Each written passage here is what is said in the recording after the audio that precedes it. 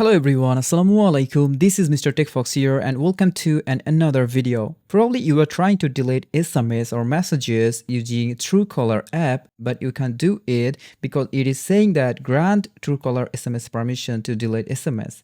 In this video, I'm going to show you how you can fix it immediately. If it helps, please consider subscribing to this channel. So first of all, you have to open the TrueCaller app. Here I'm gonna search it. And I'm going to open it. So this is the interface of the app. Normally I'm going to delete a conversation right now. I'm going to choose this conversation and now I'm going to delete it, clicking on this delete icon and clicking on this delete button. And it is saying that grant TrueCaller SMS permission to delete SMS.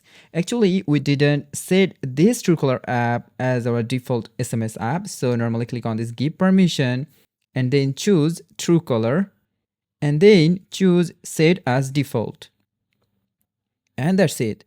From now on, if we want to delete one of the conversation, normally choose that and you can easily delete them. So I'm gonna delete it again. And that's it. We have successfully deleted a conversation or SMS.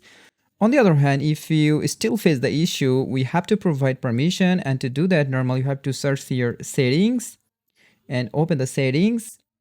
Now scroll down until you get apps. So click on the apps and choose manage apps. And here you have to search TrueCaller.